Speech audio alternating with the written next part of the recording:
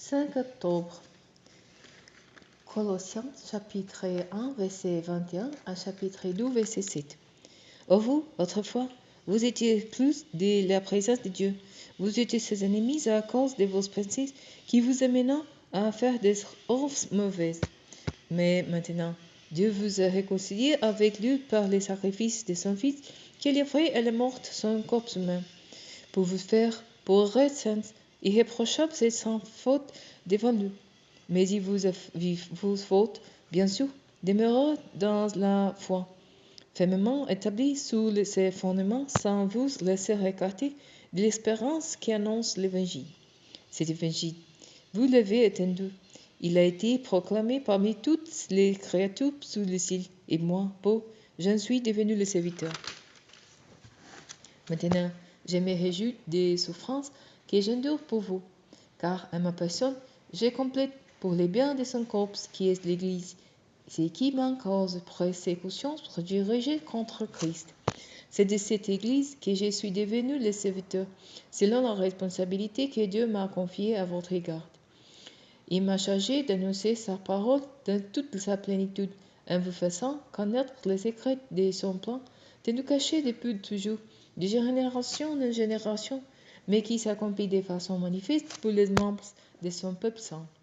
Car Dieu a voulu leur faire connaître quelle est la glorieuse richesse qui renferme les secrets de son plan pour les non-juifs. Et voici ces secrets. Christ en vous, garantie de votre espérance de la gloire à venir. C'est lui, Christ, que nous annonçons en avertissant et en enseignant tout être humain, en toute sagesse, afin de faire paraître devant Dieu tout homme parvenu à l'état de lutte dans son union avec Christ. Voilà pourquoi j'ai travaillé et j'ai combattu par la force de Christ qui agite puissamment en moi.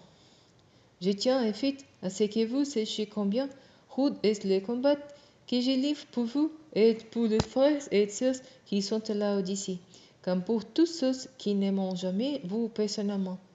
Je combat pour eux afin qu'ils soient encouragés et unis par l'amour, ils accédant ensemble en toute sa richesse à la certitude qui donne la compréhension du secret de Dieu et la pleine connaissance de ces secrets, c'est-à-dire de Christ. Et nous se trouvons cachés tous les trésors de la sagesse et de la connaissance.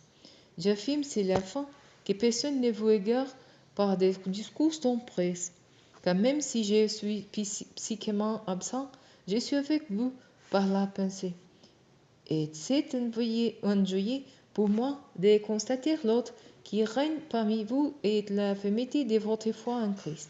Aussi, puisque vous avez reçu Christ, Jésus le Seigneur, comportez-vous comme des gens unis à lui. Enracinez-vous en lui. Construisez toute votre vie sur lui et attachez-vous de plus en plus fermement à la foi conforme à ce qu'on vous a enseigné. Agissez ainsi en adressant à Dieu de nombreuses prières de reconnaissance.